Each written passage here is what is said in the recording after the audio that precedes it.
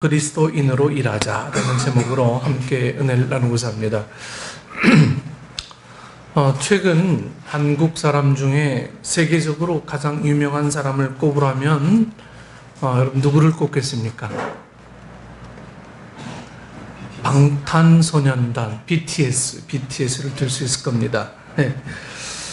미국의 이 ABC 방송 보도를 보면요, 이 빌보드 차트에 1년 동안 3번이나 1위에 오른 가수는 전설적인 이 락 그룹 비틀즈 이래로 처음이라는 거예요.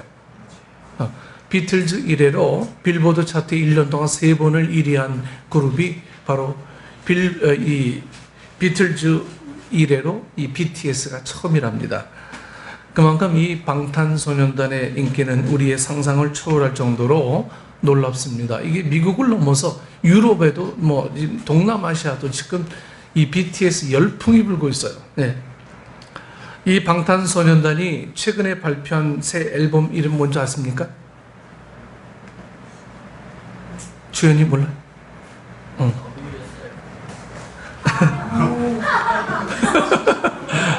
네? 여러 곡 있지만 이 Map of the Soul, 페르소나, Map of the Soul, 페르소나 이름이 매우 독특하죠. 네. 그 앨범은 이 앨범은요, 이름에서 보듯이 나름대로 중요한 이 메시지를 담고 있어요. 이 BTS는요 그냥 노래 부르는 게 아니고 그 노래 속에 분명한 메시지들을 담고 노래를 한다는 거에 있어서 전 세계가 지금 막 열광을 하고 있는 것 같아요. 여기서 우리가 주목해 할 이 말은요, 페르소나라고 해요. 페르소나. 이 페르소나라는 말은 원래 이 고대 그리스의 연극에서 이 배우들이 쓰던 가면을 일컬어서 페르소나라고 그래요. 예.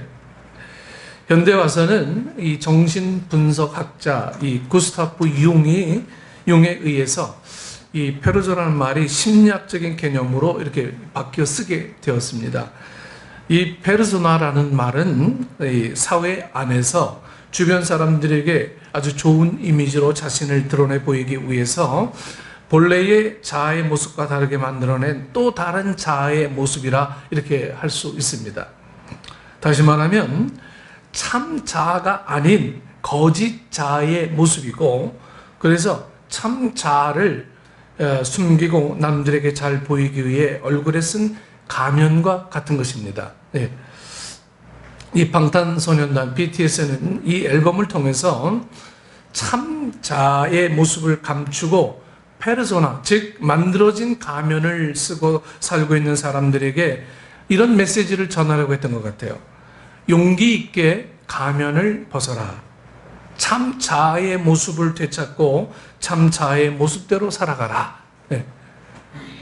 다 남을 속이고 있는 가면들을 다 벗어버리고 이제는 본래의 하나님의 형상을 회복해라. 저는 이렇게 좀 해석하고 싶어요. 오늘 이 방탄소년단이 전하려고 한 이 메시지는 오늘 본문에서 이 바울이 전하려고 하는 메시지와 너무도 흡사해요. 너무도 닮았어요. 네. 골로새서는 바울이 이 골로새 교회에 보낸 편지죠. 네.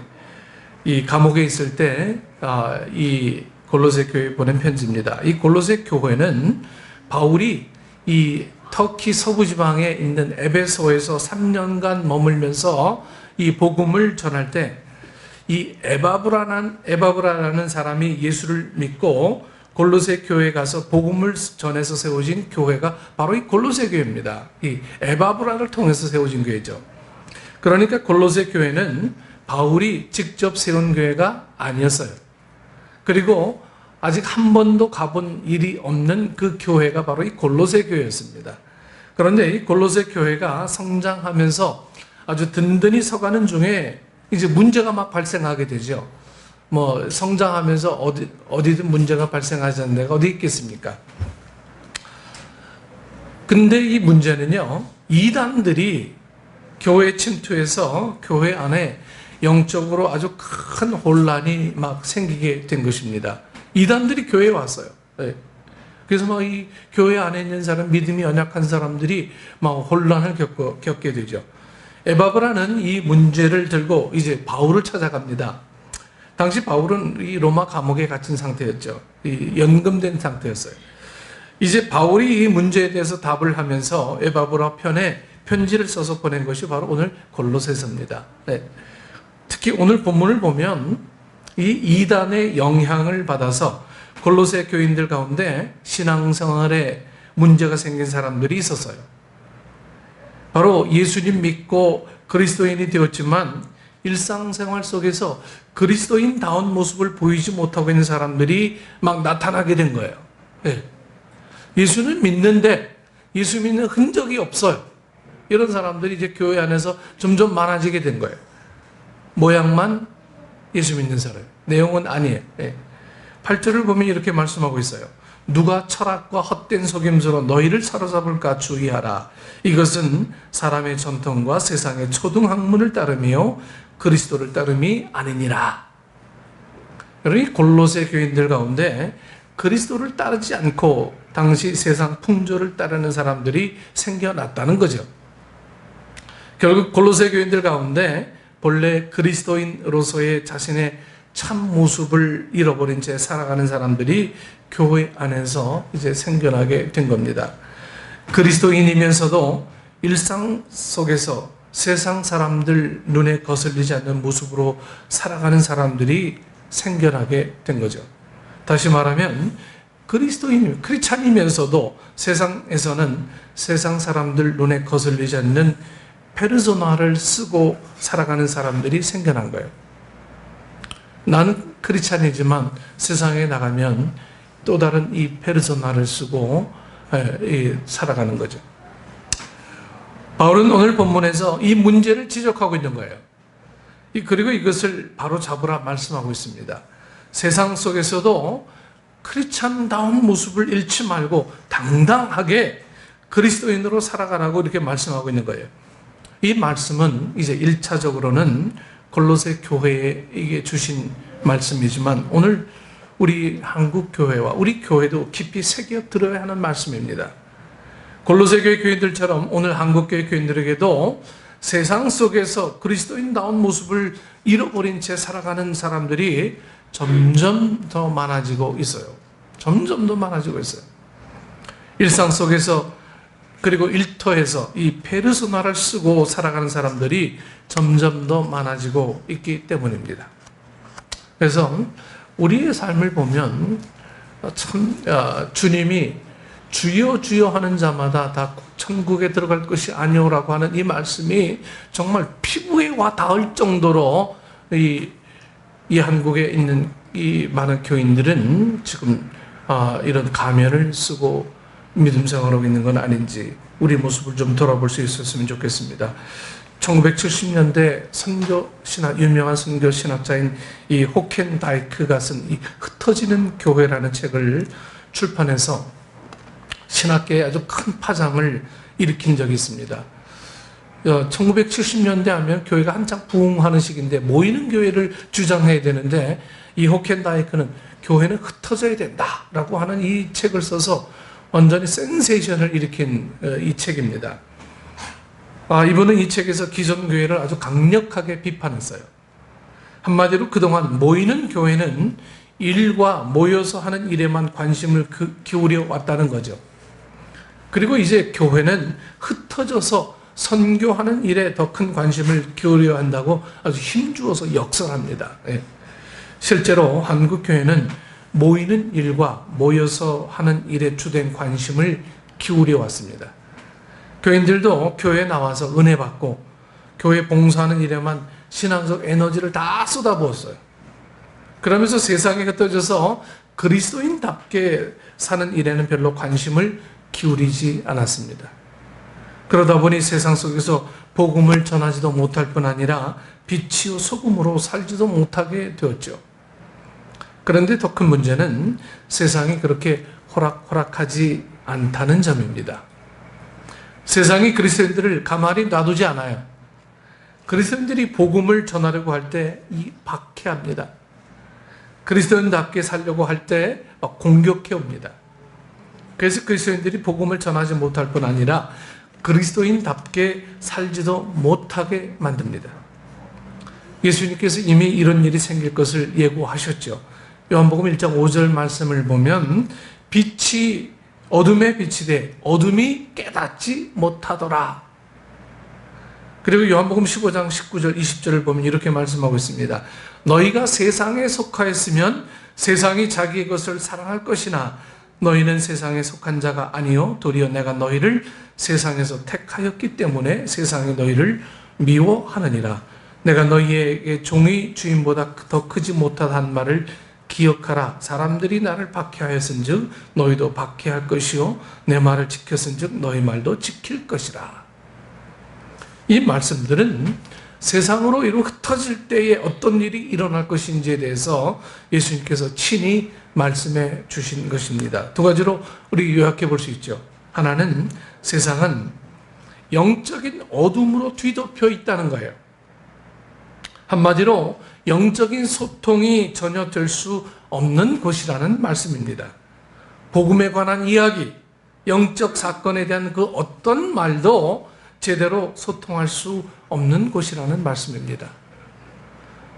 두 번째로 우리가 이 세상 속에서 단지 예수 믿는다는 이유만으로 미움을 받게 될 것이라는 말씀입니다. 예수 믿는다는 이것만으로 미움을 받게 된다.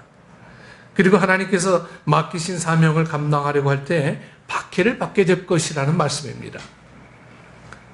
저는 이 목사이기 때문에 일터가 교회고 주로 그리스도인 여러분들 교회 식구들과 함께 살아갑니다. 그래서 이 세상 속에서 이렇게 미움을 당하거나 박해를 받은 경험이 많지 않습니다. 그래서 이 박해를 받는다는 게 뭔지 저도 전도훈련을 통해서 직접 경험하기 위해서 전도훈련 세미나를 참석해 보고 실질적으로 박해도 받아봤어요. 그 뭐 박해도 아니죠. 네. 그냥 사람들의 눈빛을 통해서 너만 그렇게 예수 잘 믿냐 뭐 이런 조롱거리 같은 그런 박해죠. 다만 저는 이제 오래전 군에서 겪었던 일이 생각납니다. 제가 이 군에 갓 입대한 시절 그때는 제가 군에 입대한 시절에는 구타가 많은 시절이었어요. 네, 이 총 개머리판으로 이 가슴팍을 막 얻어맞고요. 뭐 이 잠자기 전에 뭐 이 얼차려 받지 않으면 잠이 오지 않을 정도로 매일같이 그냥 침상에서 이 기압을 받고요. 이 머리 그냥 쳐박고 이래야 이 하루를 보내는 시간들을 가졌던 때가 제가 이제 군에 복무했던 시기였습니다. 근데 이 유독 저에게만 굉장히 많은 고통을 주는 이 선임이 있었어요. 네. 그래서 저에게 고통을 주는 이 선임에게 아니 왜 많은 사람들이 있는데 왜 내게만 이렇게 더 이 고통을 주냐? 네? 좀 이유나 좀 알고 좀 맞든지 뭐 얼차를 받든지 좀 합시다 해서 제가 따져 물었어요. 그 고참이 하는 말 아직도 제가 잊질 못해요. 네. 기분 나빠서 때린대. 기분 나빠서. 왜 예수 믿냐고, 왜 기분 나쁘냐고 물었더니 예수 믿는 게 너무 기분 나쁘대요. 예수 믿는 게. 제가 그 당시에 이 훈련소에서는 이 찬송을 불러주고 기도해주고 메시지를 전해주고 이래 왔거든요. 그걸 그대로 이제 군종 이 보직을 받고 자대 배치받아서 그대로 이렇게 하는데 그게 기분 나쁘다는 거예요. 네. 사실 저는 식사 때 공개적으로 이 식사 기도하고 밥을 먹었어요. 그리고 자주 열리는 이 부대 회식 자리에서 뭐 부대 회식 자리는 늘 그렇지 않습니까? 막걸리 아니면 소주 아니에요. 네? 술을 마시지 않았어요. 물론 군에서 제공되는 담배도 저는 피우지 않았습니다. 이 고참이 볼 때 제가 다른 사람들과 달리 예수 믿는 티를 너무 많이 내는 거예요. 군종이 예수 믿는 티 내야지 누가 예수 믿는 티네. 근데 너무 기분 나쁘다는 거예요. 예수 믿는다는 게. 예수 믿는 티를 너무 많이 내는 게 너무 기분 나쁘대요. 저는 그때 앞에서 읽었던 요한복음 15장 19절 20절 말씀이 무슨 뜻인지를 온몸으로 깨닫게 되었어요. 여러분, 오늘 대부분의 성도들이 이렇게 영적인 어둠이 짙은 세상 속으로 흩어집니다. 그리고 단지 예수 믿는다는 이유로 어떤 분에게는 왕따를 당하기도 하고, 복음을 전하려 할 때 보이지 않게 또는 대놓고 박해를 받게 되는 경우가 있죠. 그래서 참 많은 성도들이 자신이 예수 믿는다는 사실을 드러내놓고 말하지 못하는 실정입니다. 좋은 게 좋은 거지 뭐. 내가 예수 믿는 티 낸다고 저 사람들 예수 믿는 것도 아닌데. 여러분, 그리스도인들이 일하는 일터는 세상 한복판에 있습니다. 그리스도인들이 일터에서 영적 어둠의 무거운 짓눌림을 우리는 경험하게 됩니다. 그리고 그리스도인답게 살려고 할 때 우리는 미움을 받게 되고, 복음을 전하려고 할 때 박해를 받게 됩니다. 그래서 참 많은 그리스도인들이 일터에서 그리스도인이라는 점을 굳이 드러내려고 하지 않아요. 오랫동안 일터 사역을 해온 이 방선기 목사님은 일터에서 그리스도인들이 그리스도인이라는 점을 드러내지 못하는 이유를 두 가지로 설명하죠. 하나는 자신의 삶이 신앙을 제대로 드러내지 못할까 염려하기 때문이라는 것입니다. 자기가 그리스도인이라는 것을 주변 사람들은 다 아는데 자기가 하나님의 영광을 나타내기보다는 하나님의 영광을 가릴까 염려해서라는 거예요. 그래서 예수 믿는 티를 안 낸다는 거예요. 다른 하나는 신앙 때문에 불이익을 당할 것을 두려워하기 때문이라는 것입니다. 신앙 때문에. 혹시 오너나 상사가 불신자에서 단지 예수 믿는다는 이유로 불이익을 줄까 두려워해서라는 거예요. 실제로 이런 그리스도인들이 적지 않은 것 같습니다. 바울이 오늘 본문에서 문제를 지적하고 있는 사람들이 바로 이런 사람들입니다. 본문으로 다시 돌아가 봅니다. 6절에서 7절 말씀을 보면 이렇게 말씀하고 있습니다. 너희가 예수를 주로 받았으니 그 안에서 행하되 그 안에서 뿌리를 박으며 세움을 받아 교훈을 받은 대로 믿음에 굳게 서서 감사함을 넘치게 하라. 한마디로 말하면 세상 속에서 그리스도인으로 당당하게 살아가라는 말씀이죠. 세상 속에서 페르소나를 벗어던지고 그리스도인답게 살아가라는 말씀이에요. 그리고 일터에서 그리스도인으로 당당하게 일하라는 말씀이죠. 일터에서 페르소나를 벗어던지고 그리스도인답게 일하라는 말씀이에요. 이를 위해서는 다음 두 가지를 우리가 실천해야 합니다.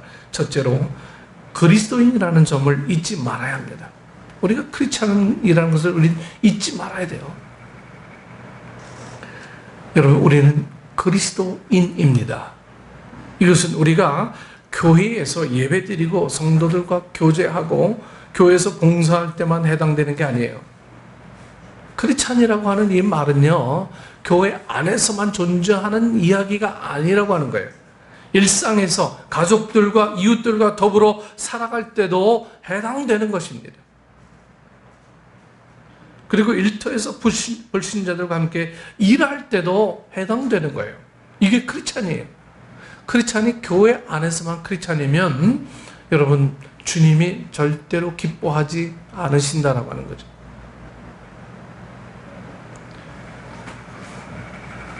제가 미국에 있는 동안에 청소년들을 되게 많이 접했습니다. 이 청소년들을 접하면서 느낀 것 중에 하나가 이 아이들이 한국말을 배우려 하지 않으려고 그래요. 한국말을요. 미국 친구들과 어울리면서 미국 사람처럼 행동하는 하는 일을 되게 좋아했어요.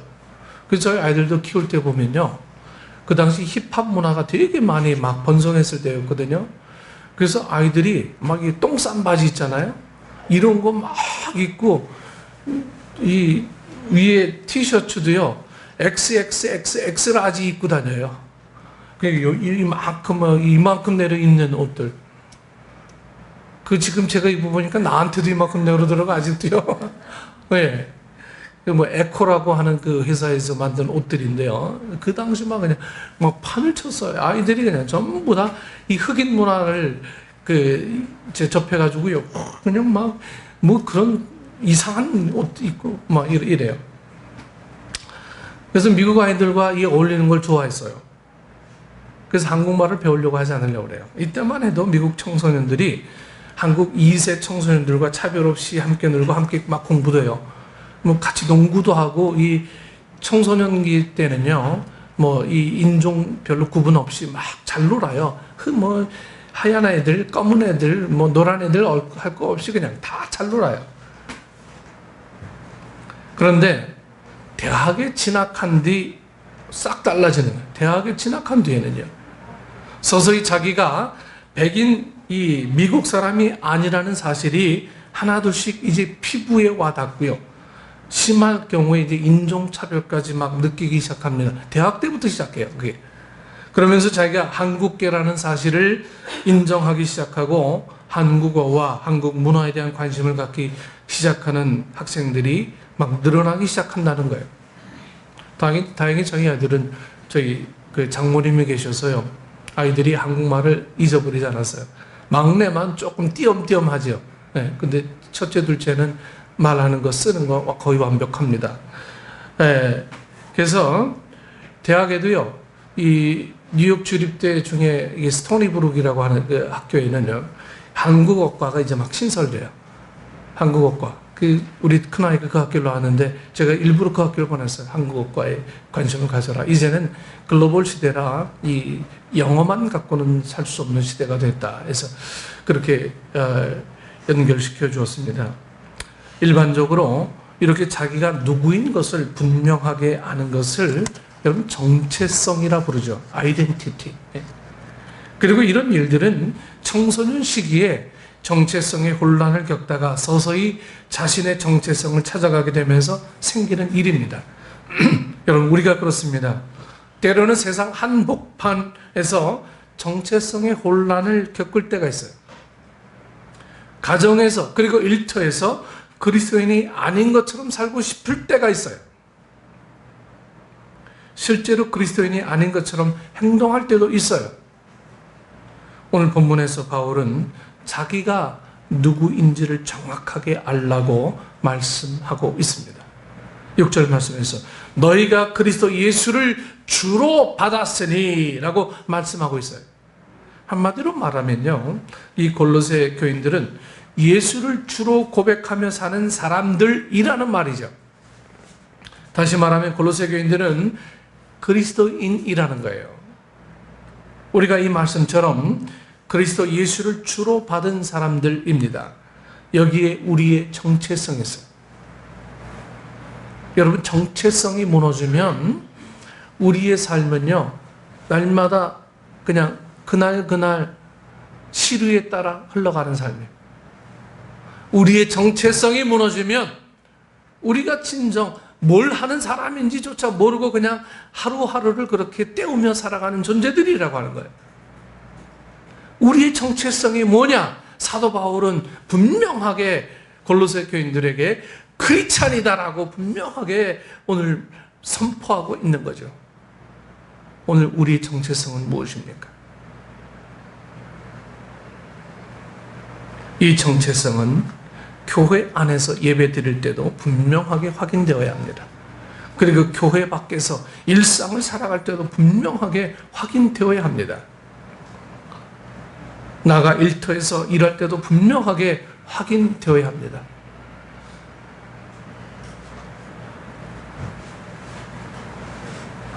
가끔 아침 일찍 나오면서 신호등에 늘 대기하고 있어요. 차 한 대도 오지 않아요. 여러분, 많은 사람들은 참 많이 바쁜 것 같아요. 그 신호등 안 지켜요. 그냥 다 지나가요. 저도 지나가고 싶은 욕심이 있지만 결국은 다음 신호등에 또 만나더라고요. 별거 아닌 일 같지만 우리가 이렇게 크리스찬으로서의 삶을 살아간다라고 하는 것은 세상과 하나님 앞에 바로 서야 되는 존재이다라고 하는 것들을 우리 마음속에서 분명히 재확인되고 확인되어져야 바로 크리스찬이라는 이 정체성이 우리의 삶을 움직여 나갈 수 있게 되는 거죠. 두 번째로 그리스도인이라는 점을 드러내야 합니다. 우리가 그리스도인이라는 점을 분명하게 확인했다면 이제 그것을 드러내야 합니다. 감추지 말아야 돼요. 조금 전에 우리 주연이랑 혜빈이랑 이 말씀 나누면서 이번 한 주간 동안 있었던 이슈에 대해서 얘기하라고 했더니 혜빈이가 이단들이 자기에게 그렇게 접근해 왔어요. 그래. 네. 그래서 뭐라고 했냐 그랬더니 나는 대한예수교 장로회 속속이니까 얘기를 그렇게 했다고 그래요. 네. 그랬더니 그냥 조용하게 물러가더라고 그래. 네. 여러분 별거 아닌 것 같은데요. 우리가 크리스찬이라고 하는 이 사실들을 분명하게 드러낼 때 여러분 어떤 이단들, 어떠한 우리를 공격하는 세력들이 와도 우리를 넘어뜨릴 수가 없는 거예요. 우리 정체성이 뭔지 모르니까 그냥 우리 귀가 얇아지고 늘 현실 타협주의로 살아가게 되는 우리 모습들을 우리는 확인받을 수밖에 없습니다. 감추지 말아야 돼요. 구체적인 예를 들어보면 식사기도 하는 거예요. 식사기도. 일터에서 동료들과 함께 식사할 때 혼자서라도요 잠깐 기도하고 식사할 수 있어야 합니다. 여러분 이거는 초등학교 이 아이들에게 가르쳐주는 내용 아니에요? 네? 회식 자리에 참석했을 때 정중하게 사용할 것은 사용할 수 있어야 하겠습니다. 그리고 주일에 출근하게 됐을 때 지혜롭게 양해를 구할 수 있어야 하겠습니다. 여기서 한 가지 주님의 가르침을 깊이 새겨볼 필요가 있습니다. 마태복음 10장 16절 말씀 보면 내가 너희를 보냄이 양을 이리 가운데로 보냄과 같도다. 우리가 그리스도인으로 세상 속에서 지혜가 필요하다는 것입니다. 일터 신학을 강의하는 이 김윤희 교수님은요, 여기에서 지혜로우라는 말을 이렇게 예를 들고 있어요. 어떤 그리스도인이 수요일 야근을 하고 잔업정리 임무를 맡았어요. 네. 그런데 자기는 수요 예배를 가야 되기 때문에 할 수 없다고 막 퇴근해버린 거예요. 다른 사람들이 그 사람의 일까지 맡아야 하기에 이 사람에 대한 불만이 막 높아진 거예요. 그러면서 사사건건 이 그리스도인이라고 말하면서 드러내는 행동에 막 손가락질을 했어요. 나 교회 간다고 하면서 자기의 잔업 임무를 남에게 막 이제 맡겨버리니까. 다른 그리스도인도 같은 상황을 맞게 됐습니다. 수요일마다 야근을 하자고 막 정하기로 했다는 거예요. 이제 교회 못 가게 막. 처음에 이제 말없이 따랐어요. 야근할 때 힘들고 번거로운 일을 이제 막 도맡았습니다. 그리고 일이 끝날 때 정리하는 일을 이제 막 자청해서 다른 사람들이 조금이라도 먼저 퇴근하게 도와줬어요.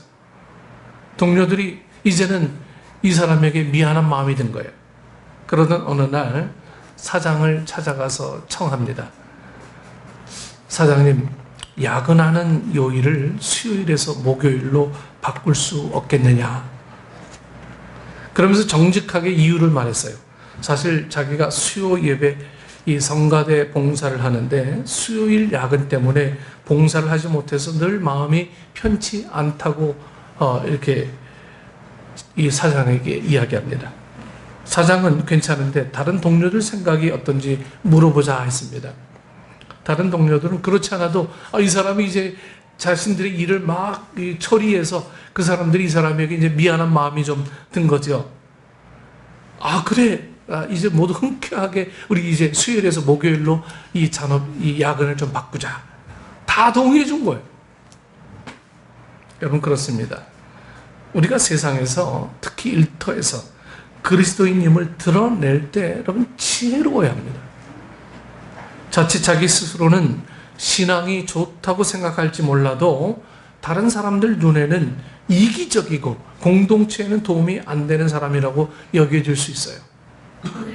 이것은 오히려 그리스도임을 드러내서 그리스도인임을 드러내서 전도의 문을 막고 하나님의 영광을 가리는 결과를 낳을 수도 있다라고 하는 거죠. 그래서 우리는 지혜롭게 일터에서 덕을 세우며 그리스도인임을 드러내는 길을 찾아야 합니다. 우리 사랑하시고 여러분, 우리가 사는 세상은 영적인 어두움으로 뒤덮이고 그리스도인들을 미워하고 적대시하는 것이 바로 우리가 사는 세상이에요.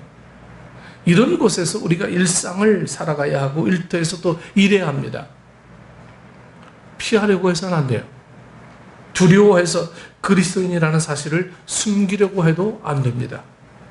당당하게 그리스도인으로 일상을 살아내고 일터에서 일해야 합니다. 그러기 위해서 우리가 어디에서나 그리스도인이라는 사실을 잊지 말아야 합니다. 내가 이것을 잃어버리면, 이 내 정체성을 잃어버리면 우리는 그리스도인이나 그리스도인이 아니다라고 하는 거예요. 우리가 지혜롭게 그리스도인임을 드러내야 돼요. 여러분들이 학교에서나 직장에서 모든 이런 일들을 경험하게 될 거예요. 하지만 그냥 눈찔끔 감고 그냥 내가 예수 안 믿는 척 하면 세상 사람들도 친근하게 대해줄 거예요. 하지만 그게 정말 진정한 친근입니까? 결코 그렇지 않습니다. 내가 내 정체성을 드러낼 때 다른 사람들도 내 정체성에 관한 부분들을 인정해 주는 거예요. 오늘 우리에게 이 크리스찬이라고 하는 이 이름은요, 그냥 얻어진 이름이 아니라 생명을 바꾸고 얻어진 이름이라고 하는 거예요. 생명을 바꾸고 얻어진 이름. 이 크리스찬이란 이름을 듣기 위해서 우리의 선조들이 수많은 사람들이 죽어갔습니다. 때로는 머리가 벗겨져 죽고, 때로는 목이 잘려 죽고, 때로는 사지가 절단해서 죽고요. 때로는 화형당하기도 하고, 때로는 사자의 입에 들어가기도 하고요. 이 크리스찬 이름이 그냥 그렇게 녹록한 이름이 아니라고 하는 거예요. 이 이름을 자랑하면, 예수 이름 자랑하면 오늘 여러분 삶 속에서, 일상생활 속에서도 주님께서 막힌 것 같으나 승리의 길을 열어주실 줄 믿습니다. 그것이 믿음의 증거로 여러분들 삶 속에 나타날 수 있게 되기를 축원합니다. 그것이 우리 삶의 고백이 되어야 돼요. 그렇지 않으면 우리는 타협하는 존재밖에 되지 않아요. 여러분, 타협하다 하고 살다 보면요, 어느 순간인가 내가 정말 예수 믿는 사람인지 세상 사람인지 우리의 정체성 온데간데 없고 혼란만 남을 뿐입니다. 우리에게 이 사도 바울이 골로새 교인들에게 바로 이걸 경계하라라고 하면서 편지글을 이 에바브라 편에서 보내게 된 거죠. 이 골로새 교인들은 얼마나 이 말씀을 잘 청종했는지 잘 알 수는 없지만 아마 이 교회도 어려움에 처했을 건 분명했을 거예요. 하지만 그 흔적들, 이 바울의 말씀들은 오늘 우리 가슴 속에 살아남아서 그리스도인으로 일하라고 하는 이 말씀들이 아마 여러분 삶 속에서 기억이 되어지고 실천이 되어져서 크리스찬으로서의 삶의 승리를 가져오는 축복의 축구들 되기를 축원합니다. 기도하겠습니다. 아버지 하나님, 은혜를 감사합니다. 우리가 크리스찬입니다. 그러나 이 크리스찬으로서의 삶을 살아가는 일이 정말 녹록지가 않습니다. 피곤하고 정말 어렵고 한계 상황에 부닥칠 때가 많이 있사오나, 그러나 죽는 일이 아닌데 우리는 이 믿음을 어떻게 지켜나가야 될지 우리 삶의 모습에서 깊이 고민하며 예수님의 은혜를 기억하며 회복의 은혜로 살아가는 저희들 될 수 있도록 주님 인도해 주옵소서. 정체성을 확인하며 진정 주님 우리에게 부어주신 크리스찬이라고 하는 이 이름이 부끄럽지 않고 당당하게 자랑하며 살아나가는 우리 믿음의 식구들 될 수 있도록 주님 인도해 주옵소서. 예수님 이름으로 기도드리옵나이다. 아멘.